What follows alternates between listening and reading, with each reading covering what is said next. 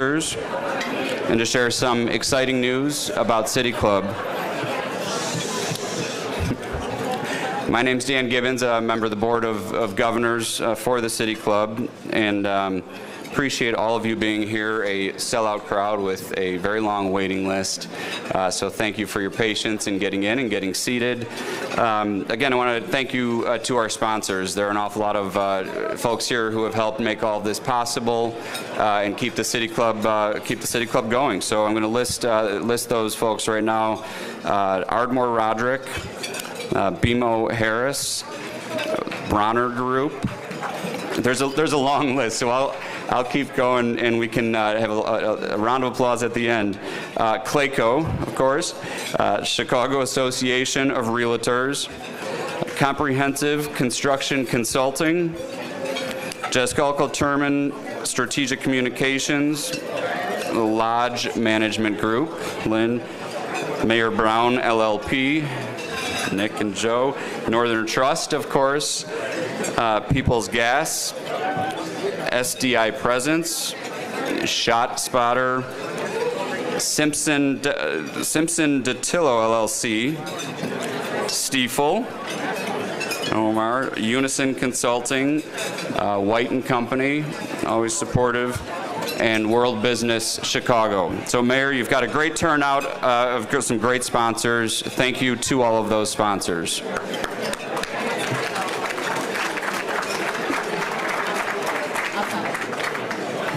So just as Chicago has always been at the forefront of progress, for almost 120 years, the City Club has stood strong, providing a nonpartisan forum that attracts civic-minded individuals like all of you in the public, private, and nonprofit sectors.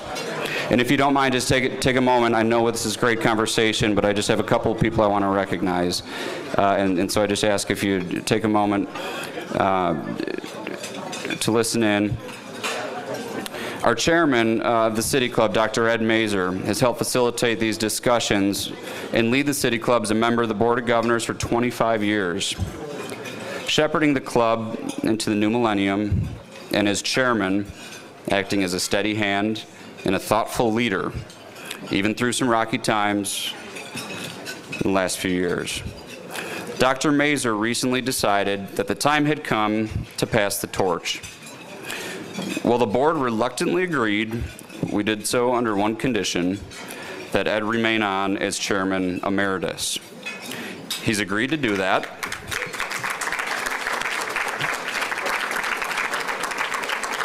Ed has done and will continue to do so much for this club, and I just wanted to take a moment for all of us to stop and thank Dr. Ed Mazer. Thank you, Ed.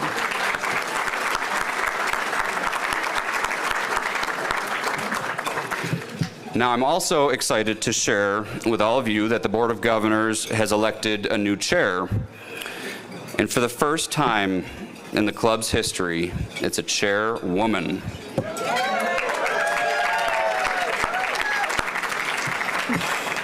You'll hear from her shortly. But in the meantime, please join me in congratulating Jackie Robinson-Ivy, the senior. Stand up, Jackie. The Senior Vice President of Public Affairs and Government Relations at Northern Trust, yet another Chicago institution, and the new chairwoman of the City Club. So thank you, Jackie. Please enjoy your lunch, your conversation. We have a great program. We'll be back in, Jackie will be back up here in just a few minutes. Thank you.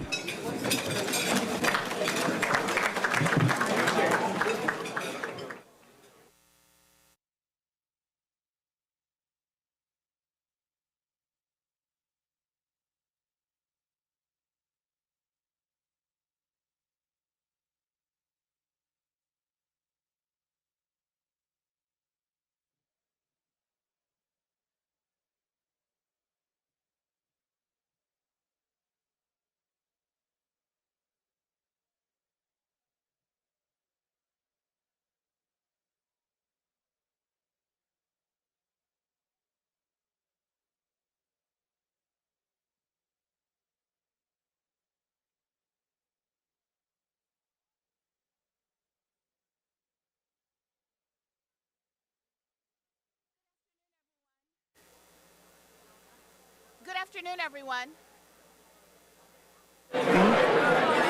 Good afternoon.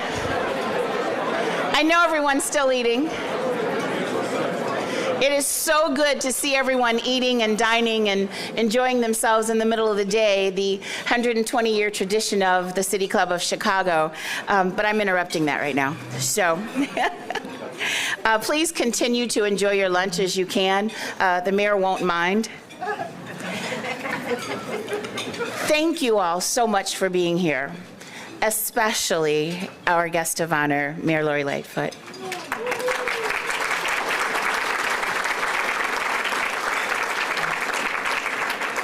Her continued support of City Club has been invaluable.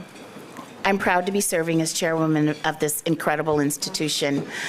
Gives me bumps, a little bit, chills, to think that people I may not have been in this room 120 years ago.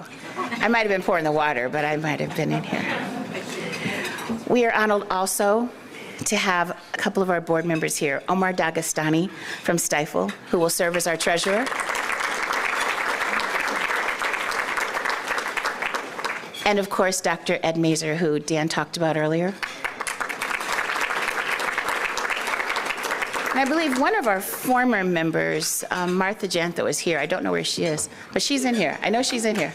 There she is. Martha's moving with her daughter in a few months, so we're going to be, she's a good former board member and is at almost every forum.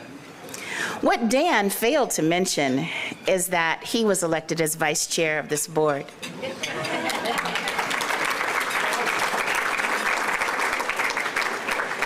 Dan has been instrumental in the new wave of what we're doing here. And I told him last night at about 11:30 I wouldn't want to do this with anyone but him. Also, Francis Cow, who is not here, will be serving as our secretary. And Jose Sanchez is not here. And I think it's all the board members. I think I got everybody. Speaking of Bob, who took the time out to be here. I don't take it lightly when a CEO takes time out of their day to stop at City Club and be here. He was asked to join us by Mayor Lightfoot, and if you know her, she's always thinking and she always has a plan. Since moving Clayco's headquarters to Chicago,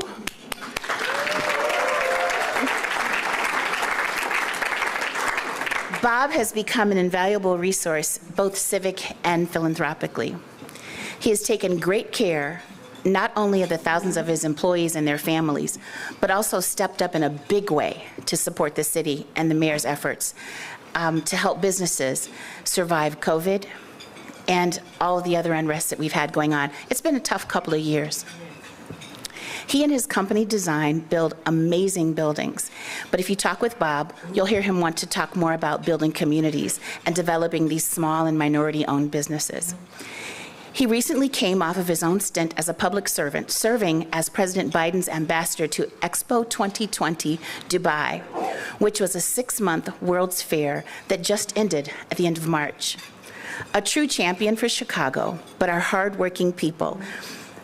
And we just enjoy him being around. Please welcome the founder and the executive chairman of Clayco, Bob Clark.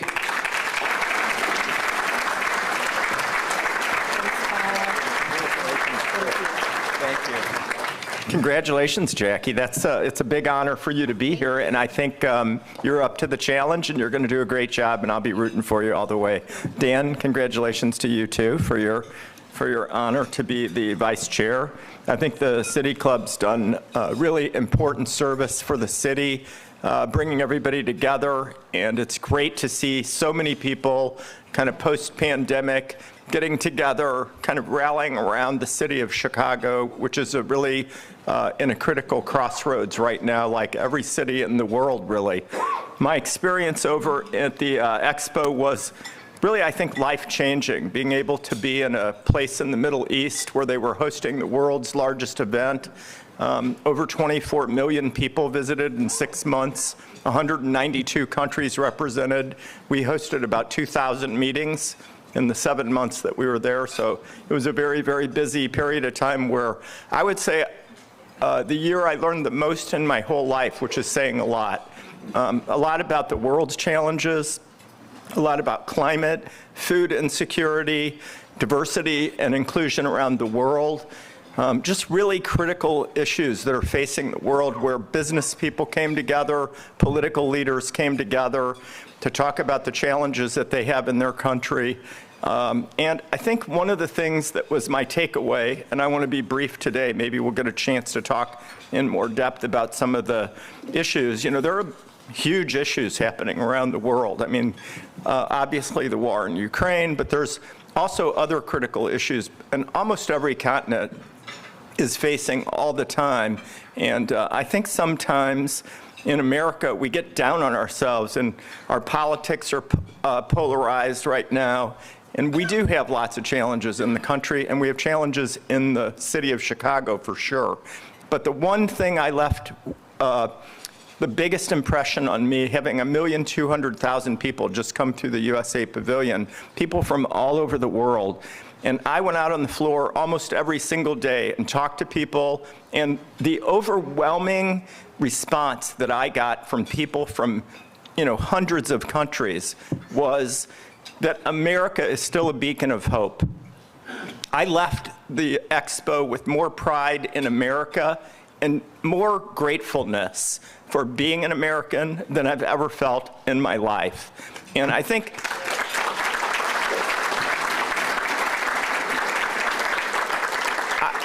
we all have a lot to be thankful for and grateful for, and sometimes with social media and the kind of just the negative down on ourselves attitude, it's kind of hard to see through the challenges to the positive things that we have in America that all the other 191 countries that were represented at the expo would literally give their right arm for. So I think we should get a more positive, optimistic attitude, especially coming out of the pandemic and all of the challenges. Our mayor, in my personal opinion, has done a really great job in a really tough time and not getting the credit that she has coming. I think, you know,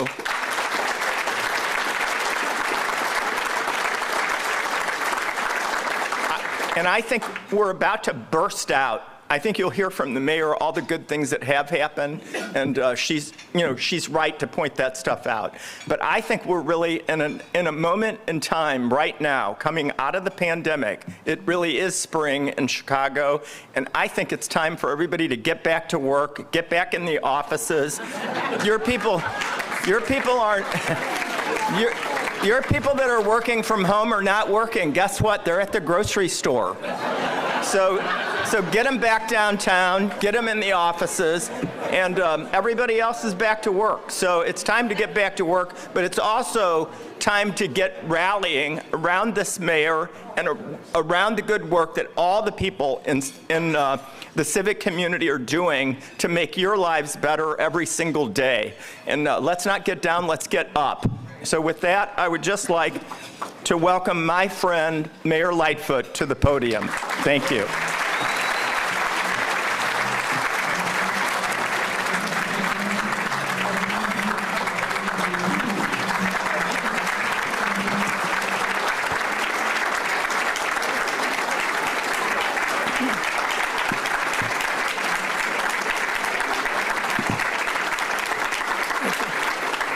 Thank you. Bob, they took your advice, they're revved up, and they gave you a standing O to boot. Bob, as you heard, is freshly back in Chicago after representing the U.S. in Dubai for President Biden at World Expo, which of course is a tremendous honor. In addition to being a great partner to the federal government, Bob is a great partner to the city of Chicago. He is a dedicated civic and business leader who has committed his life's work to strengthen communities here in Chicago, St. Louis, and elsewhere, having long been an advocate for diversity throughout companies' workforces, boardrooms, and in creating more opportunities for women and minority-owned businesses. And the thing I like most and admire about Bob is he's a big thinker, but also a big doer. So thank you so much, Bob, for being here and being a part of our Chicago landscape. Let's give him a round of applause.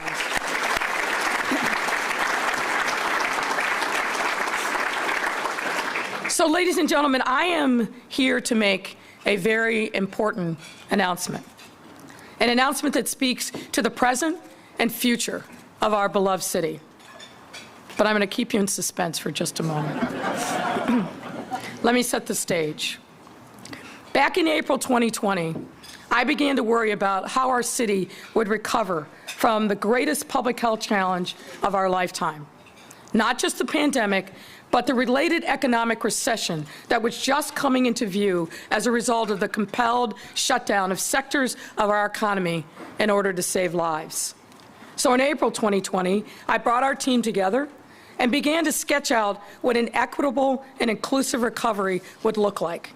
In order to develop a comprehensive plan, we brought together business, labor, and civic leaders in a recovery task force led by Sam Skinner, who you all know, an accomplished lawyer, former White House Chief of Staff, and Transportation Secretary. The result was the first of its kind comprehensive COVID-19 recovery plan in the nation and became a model for other cities across the country to follow. And we've been executing that plan with fidelity. Fundamentally, we knew that given Chicago has the most diverse economy in the nation, we needed to lean into our core strengths, notably manufacturing, transportation, distribution and logistics, life sciences, food and ag, and technology.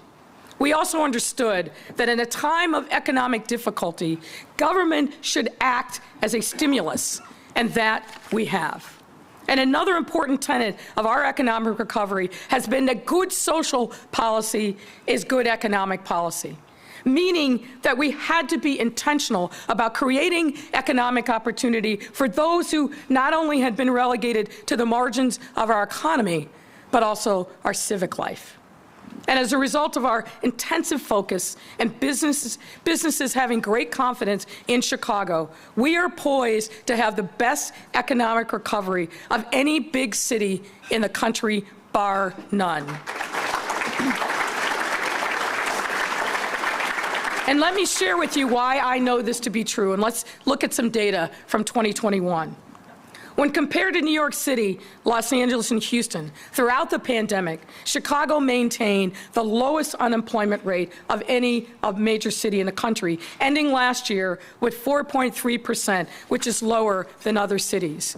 We had $9.7 billion in growth capital invested in our city last year, including nearly $7 billion in venture capital, which is double that of 2020.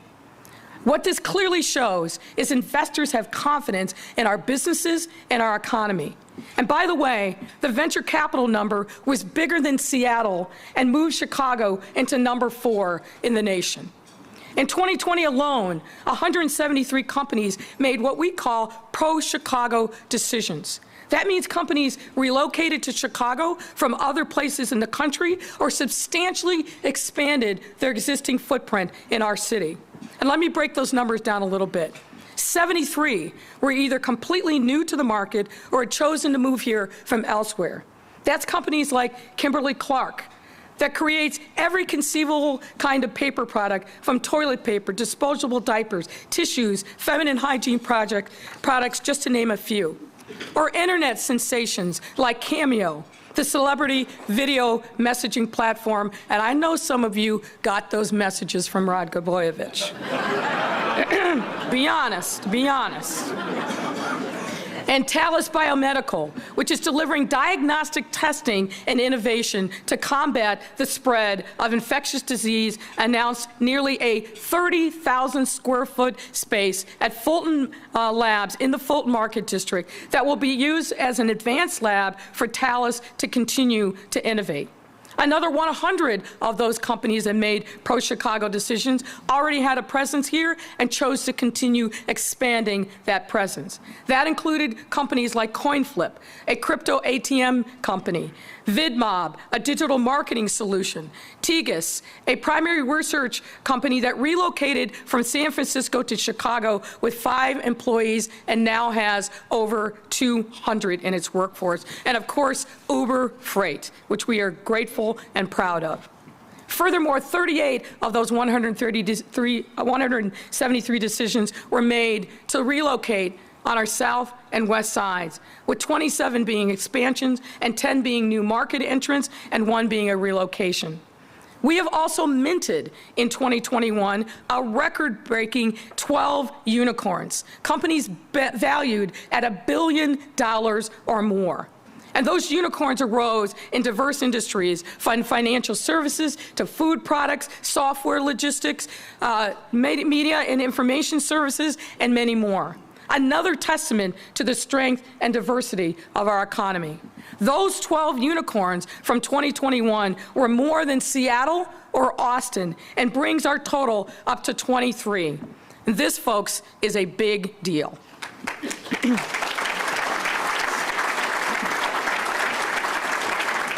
And let me brag for a moment about our food and ag businesses. 5 years ago or so, we had about 80 food and ag businesses in Chicago. We now have over 400 of these businesses, making Chicago the food and ag capital of the United States for innovation, manufacturing, agribusiness, and ag tech.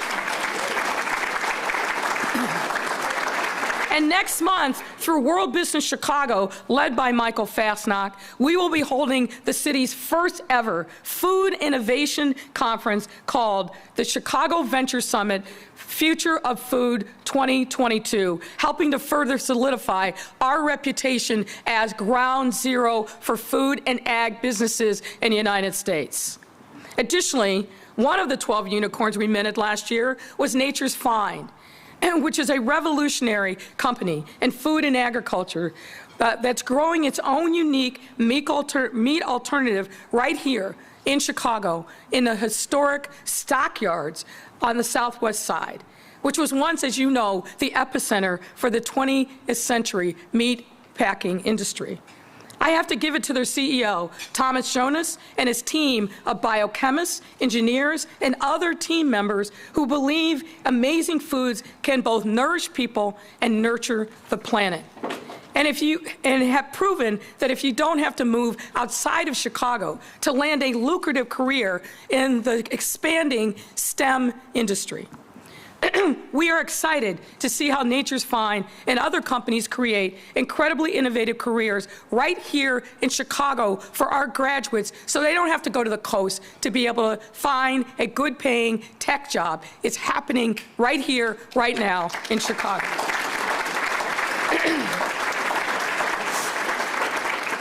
And a few other notable data points to round out 2021.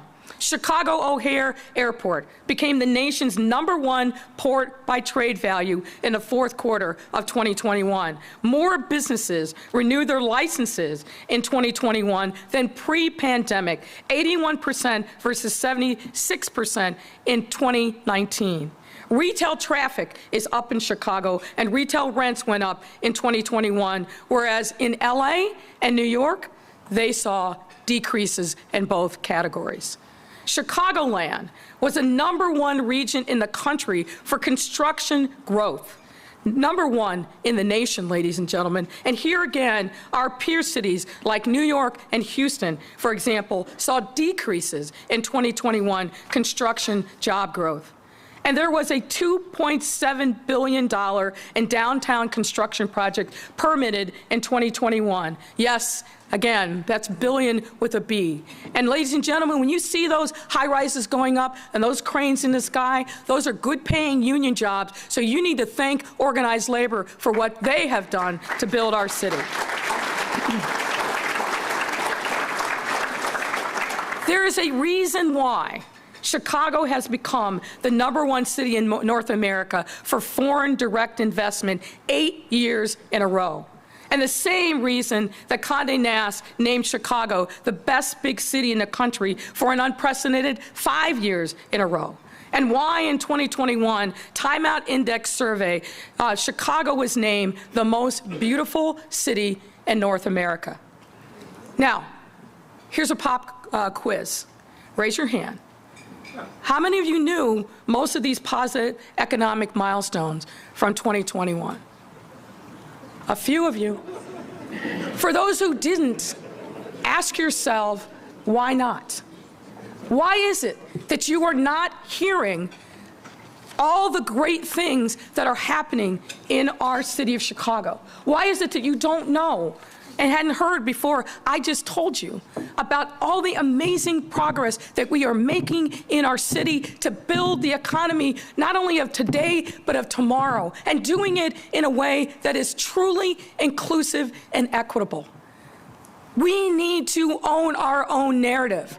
And we need to tell these stories so that our people understand it, our businesses continue to have confidence, investors continue to flock to Chicago, and we break through the noise. Make no mistake, we are a great city that is on the move.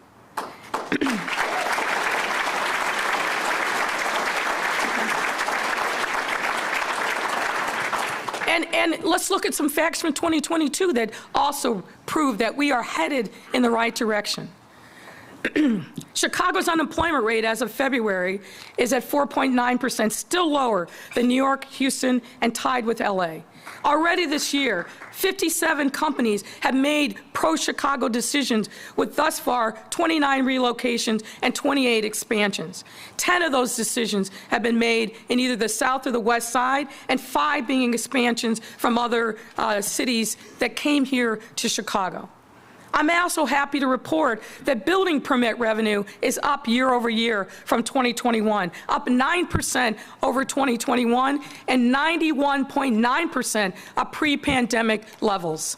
We are also seeing continued growth in our central business district, which remains core to our city's economy. Our downtown is the heart that pumps the blood to the rest of our city.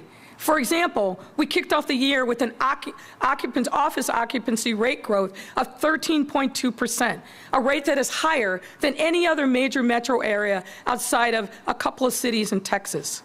I won't mention them. Pedestrian traffic, which measures the volume and direction of pedestrian traffic on State Street, were also strong at a record level of 93.5% of 2019 levels. This recovery rate is nearly double the one that was set in 2021 and is a strong indication that our city is continuing to bounce back.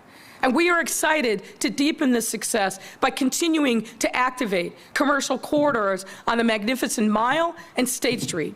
Meet Me on the Mile and Sundays on State were 2 initiatives that we launched last year to bring residents and visitors alike back to our downtown area with great success.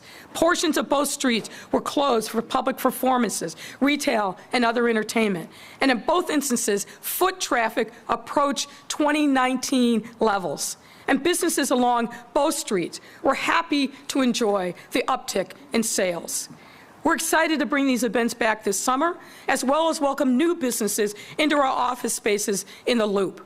And on top of this, we are working with folks on the State Street corridor and separately the South Street and the Mag Mile to reimagine and build for the future of these iconic locations in our city. We are also working hard to make sure that our central business district remains vibrant as the nature of work and shopping transitions. Now, I must credit and thank the folks at the Loop Alliance, at BOMA, the Mag Mile Association, and others for their diligence and partnership. Further, in the first quarter of this year, Chicago hosted 125 hotel and convention center meetings, representing over $339 million in economic impact to the city, filling 220,000 hotel room nights. For the rest of this year, we currently have 345 major events planned, which represent over $2 billion in economic impact, 1.4 million room nights, and over 1 million meeting delegates coming to our city.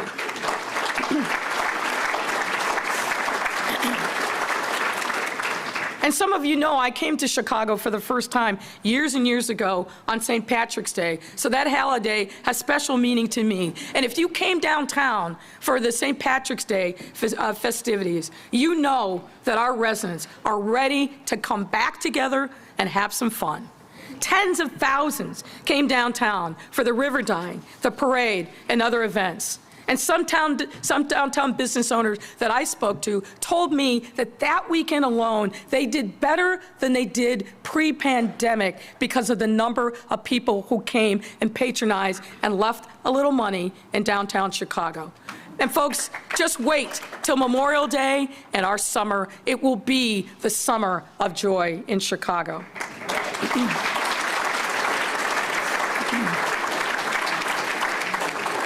And I mentioned at the outset that good social policy is good economic policy.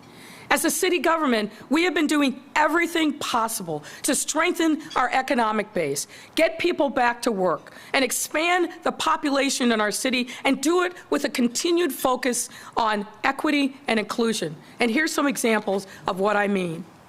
I have, of course, to start with Invest Southwest, my administration's signature economic development initiative. In our 2-year mark, Invest Southwest channeled $1.4 billion in investments in 10 underserved communities over the past 2 years, thanks again to public-private partnership. We are neighborhoods like Austin, North Lawndale, Inglewood, South Shore, West Humboldt Park, Roseland, and others to work with community to breathe new life into commercial corridors that are the front doors of these communities. We have insisted that the RFP development teams reflect the diversity of the neighborhoods in which they will be working, and they have. And in addition to the $1.4 billion in investments, the 11 specific RFP projects plan to create more than 2,000 jobs during construction and an estimated 1,000 permanent jobs. That is on top of the thousands of jobs created through the more than 300 city-sponsored public works projects that we have completed in Invest Southwest neighborhoods over the past 2.5 years, as well as jobs created through the private sector-led investments, some of which I will be sharing shortly. We would be thrilled to those of you in the business community to join us in revitalizing this neighborhood. We don't want your charity, we want your investment. We want your investment in neighborhoods across our city that are deserving of the kind of resources and amenities that many of us take for granted in the north side and other parts of our city. Come on and join us in this work.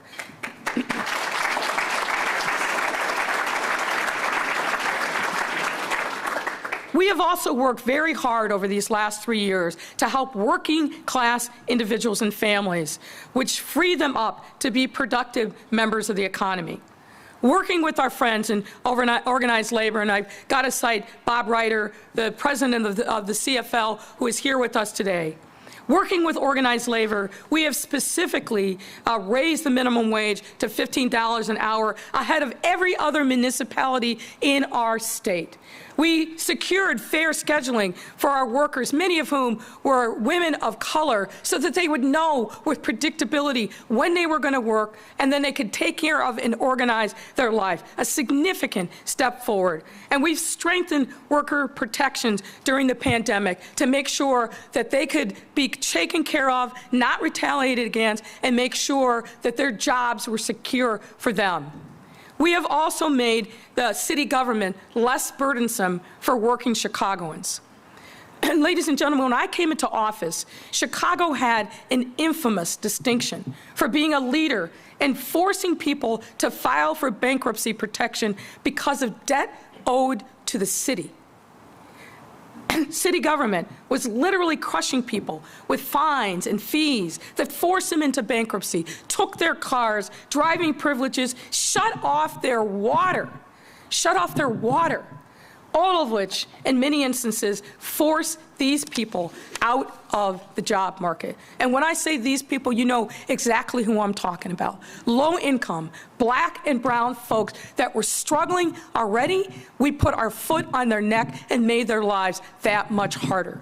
We needed to end these regressive practices, and ladies and gentlemen, we have. Through our fines,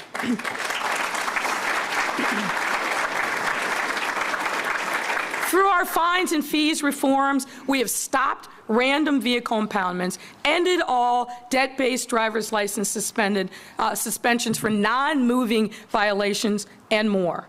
As a result, we have forgiven already $11 million in city sticker debt and $129 million in vehicle storage fees. We have also ended the inhumane practice of shutting people off from water if they fell behind in their bills. Water is a basic human right, and we have to recognize that, and we have. So, in 2021, we started the Utility Billing Relief Program administered through our partner CETA, which allows residents with water debt to enter into a custom repayment plan that fits their budgets. And if they consistently pay for 1 year, all that debt is wiped away. To date, 18,000 residents have been served. $9 million in debt has been forgiven. That's an average of $1,000 per household, and 93% of those on a payment plan have done so successfully. Another important initiative that we initiated at the height of the pandemic that saved businesses and jobs was our Small Business Resiliency Fund. And I got to again give credit to our CFO, Jenny Bennett, for coming up and conceiving of this program. This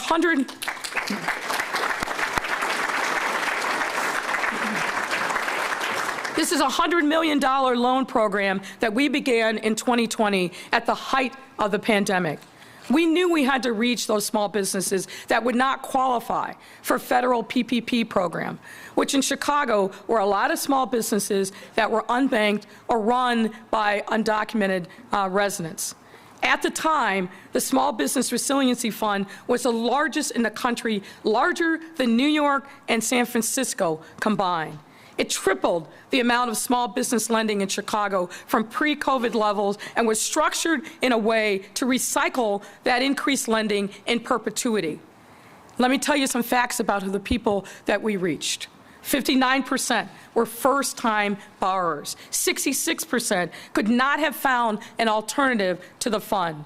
61% said that they were able to save jobs because of the loan, which resulted in nearly 9,000 jobs saved. 1 in 5 businesses saved was a result of the loan fund. That shakes out to about almost 400 businesses. And 44% were African American or Latino, and 57% were all minority.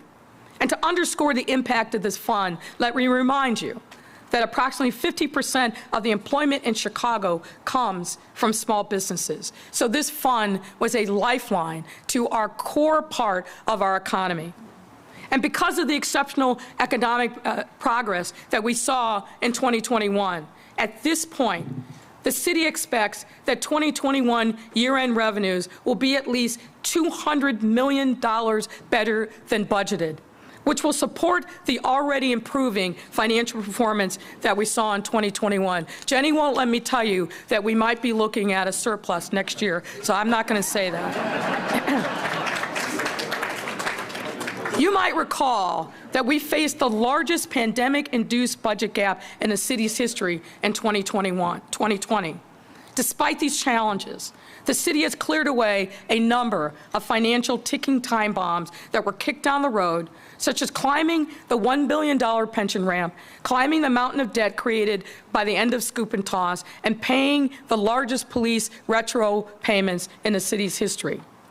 All of this happened in the midst of a pandemic. And a result of the hard work of Jenny and Susie and Rush Masoni, our incredible financial team, and their workers, we saw a significantly reduced budget gap in 2022 and expect that continue into 2023, our target for achieving structural balance. This is phenomenal progress, ladies and gentlemen, from where our city was just a few years ago.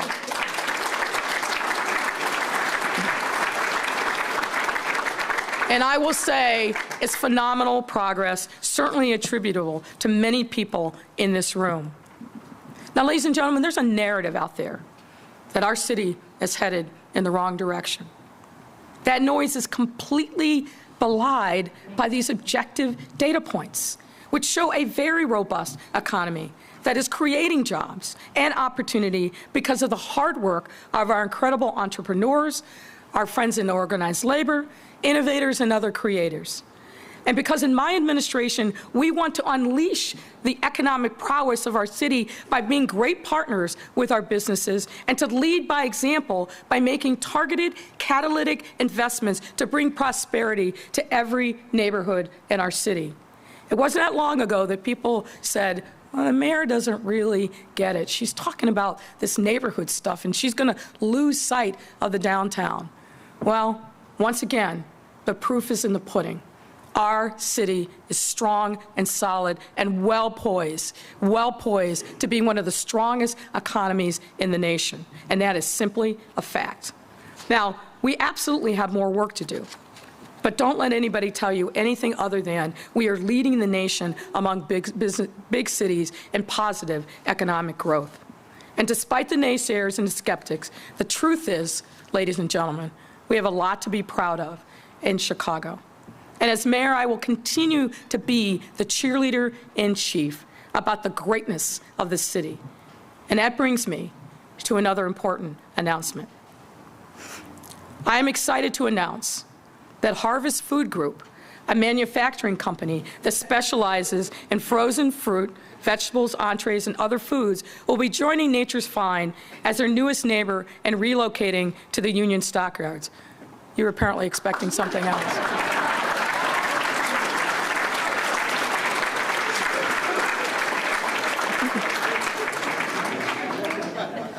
Harvest Food Group is making a $60 million development that will transform an 8-acre abandoned industrial site into a modern manufacturing facility that will serve as the group's new home, as well as result in the retention of 200 jobs and the creation of another 50. The development as planned has all the elements of a truly beneficial public-private partnership: private investment, environmental reclamation, access to quality jobs, and a focus on helping Chicago-grown companies not just stay, but thrive in our city. It will also be built with the surrounding community in mind as the developers made facade design choices that aligns with what the neighbors wanted. They solicited design input from both stakeholders and community members and have committed to maintaining the adjacent open green spaces. For those of you who may not know, this marks the 20th anniversary of the city owning the Union Stockyard site. Now, before my administration, the site remained dormant, an empty space within a vibrant community. And now, thanks to the investments of Nature's Fine and Harvest Food Group, we are breathing new life back into those communities. Get the theme? We work together in concert with the community and the business to revitalize areas of our city that have lain barren for far too long. I want to give a special thanks to Harvest Food Group, and in particular its CEO, Jason Eckert, for choosing to stay not only in Chicago, but on the South Side. Their team, truth be told, had a lot of offers from out-of-state contenders. But at the end of the day, they chose to stay in our city because they wanted to retain their workers and continue contributing to the surrounding community. I also want to thank and highlight Alderman George Cardenas, who's with us here today, who has been a deep and huge advocate for this project and influential in making it a reality. Thank you, George.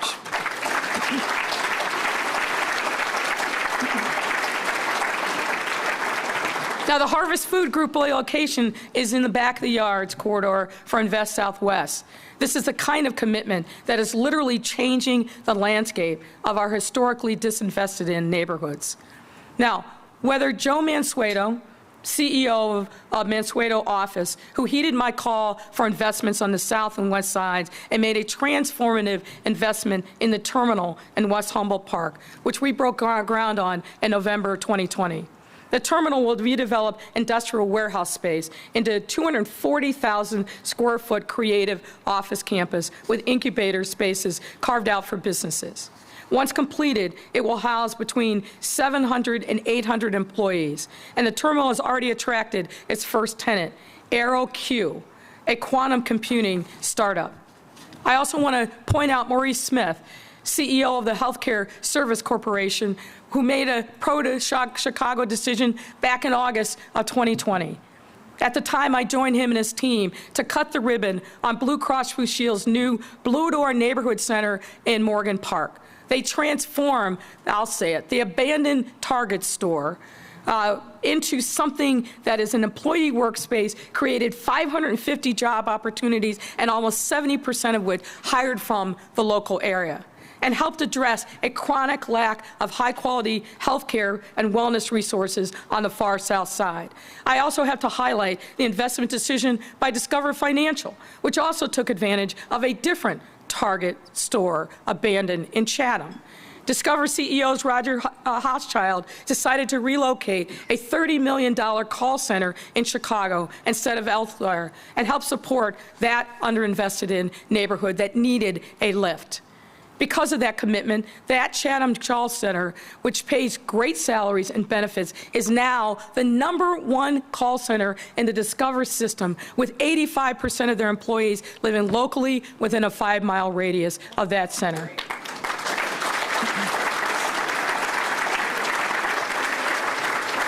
And just to highlight what a difference that made, they received 12,000 applications for their first 250 hires and plan to have 500 employees on site by the end of this year and 1,000 by the end of 2024. And I've got to give a shout out to my friend, somebody who I deeply admire, and that's Dave Casper of BMO Harris and his team, because, ladies and gentlemen, anytime there is a need, they answer the call, roll up their sleeves, and say, what more can we do?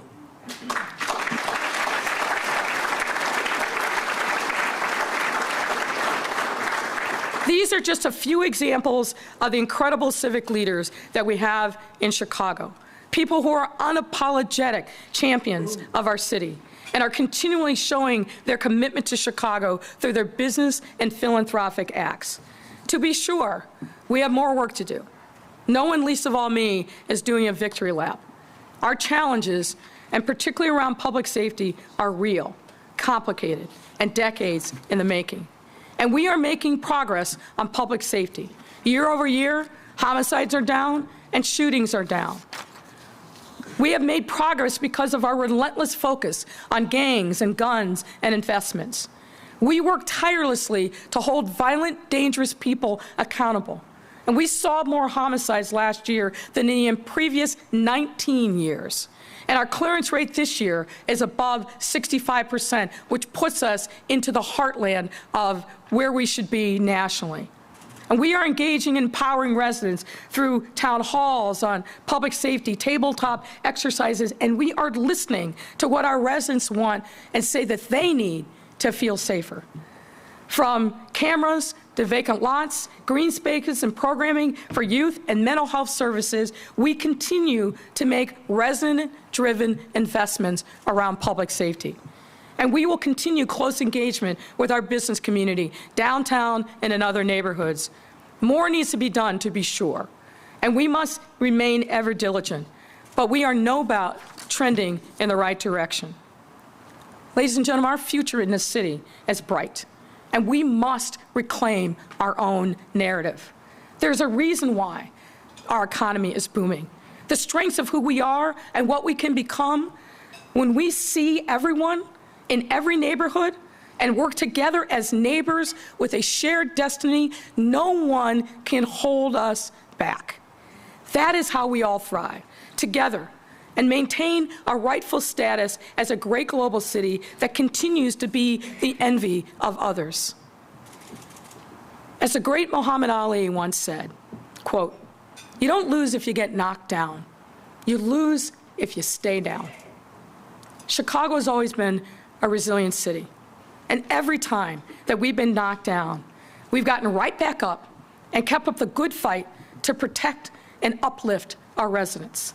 We are the city that works, particularly when we work together. We have faced unprecedented challenges, and we have met those challenges head on with unprecedented resolve and coming together. And we've made a difference in the lives of our residents. and more to do. So thank you all for continuing to choose Chicago and the people who call it home. And oh, by the way, for those of you who came today expecting a different announcement, not today, but soon. Be patient. Thank you all.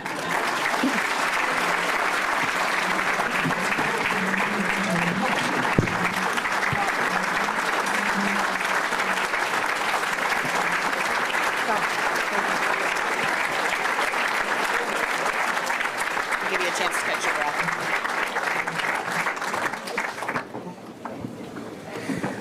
Give the mayor a chance to catch her breath.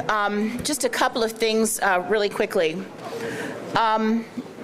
You heard the mayor talk extensively about how fortunate we are to live in such a great city. It's the little things that remind us every day. We see what's going on in Ukraine, and we live in Chicago. We are just so fortunate to be here. We have our challenges. Yeah, she's right. But just want you to take a few minutes to think about that. And then just for 15 seconds, if we can just have a moment. We talked about some great women at the table today, and we lost one of Chicago's best recently. And you would often see her sitting here or here, somewhere at this Ashvin's like this table. Let's just take a couple of minutes. For those of you who did not know her, it was your loss, but we lost a wonderful City Club member and just a great woman, Miss Billy Page, last week. So if we could just have a couple of moments of silence for her. Thank you. Okay, so we're going to get started with questions. If you haven't gotten them up, please, I don't know how you're going to get them up in this room, but we'll figure that out. Shara's coming. Are you coming with a question? Oh, okay. Thank you to our staff. They're usually the ones who are running around. Oh, there's Jan. We got a few coming. Someone told me to ask you, are the White Sox going to win the championship? Oh, yeah. And Now, they got to get a little better starting pitching, but I think we'll be all right. I do not challenge the mayor on any sports. Thomas McElroy, who is in fact a City Club member. For those of you who don't know, that tradition will not change. If you are not a member, you might get your question asked or you might not. I don't know. No, I'm just joking. Level 1, solutions. Considering your great success with Invest Southwest going forward, with the broadband infrastructure, money can be made part of the plans for development going forward? Well, we are very focused on making sure that we get our fair share of broadband dollars that are coming from the federal infrastructure budget. When I was in D.C. back in December, met with folks at Commerce, talked about that extensively with Mitch Landrieu, and are pressing the folks at the state because the money is going to flow through the state. But as many of us know, and I'm looking out at our former CPS CEO, Janice Jackson, who initiated the Chicago Connected program along with my office, there are real issues of connectivity in our city. And I've emphasized to everybody who will listen, and Congresswoman Kelly knows this, it's not just the rural communities that have challenges with broadband and Wi-Fi connectivity. Cities like Chicago also have those challenges, and we have to get our fair share to make sure that we are scaling up for the kids that have to do their homework, for the businesses that are trying to get on the internet. Just to enjoy basic quality of life, we must do more, and we must get dollars from the federal government to help us do that, to really make sure the entire city is connected. So thank you for the question, Tom. Mark Weimer, can you hear me? I'm going to move it back down for a minute. How long will CTA keep the mask update up? It's really the question. Because you want to wear it for a long time? Look, obviously, we just got the news yesterday about the court decision, and we are conferring today. I believe that where we will end up is we're going to recommend that people who feel comfortable and feel like they need to wear a mask continue to wear a mask, and make sure, frankly, that we're being as respectful of people who are making those decisions. Same, I'll just add it, with our airports. There are a number of people who are just not ever going to feel comfortable again not wearing a mask in those kind of public spaces. And I can tell you, for the foreseeable future for myself, I'm not getting on a plane without a mask.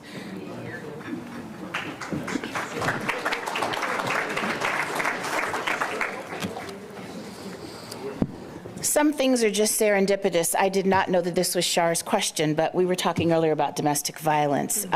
So there's a little place over on the in the medical district that we're kind of fond of. There's quite a few people in this room who are part of the Chicago Children's Advocacy Center.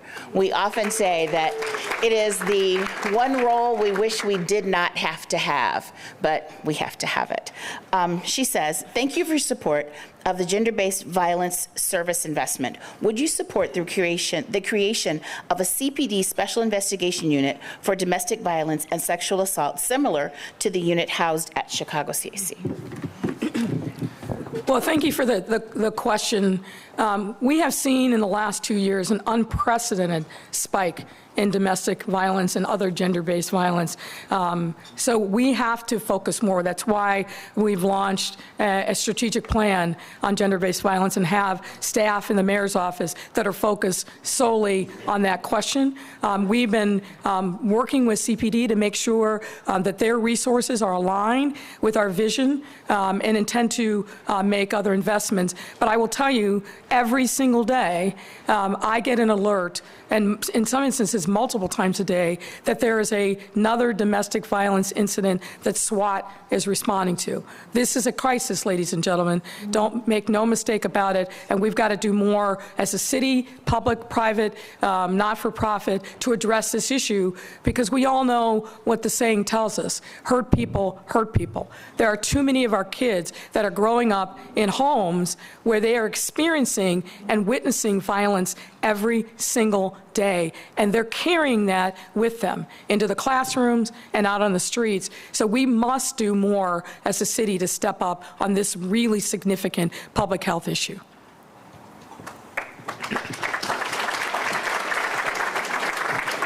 Normally, I would say that's all. We don't have any more questions, but I'm looking at the time, and I want to be true to our mantra, and that is to make sure that you guys get back to work, because, as Bob said, as any good CEO would say, it's time for people to get back. Now, we've been working, Bob.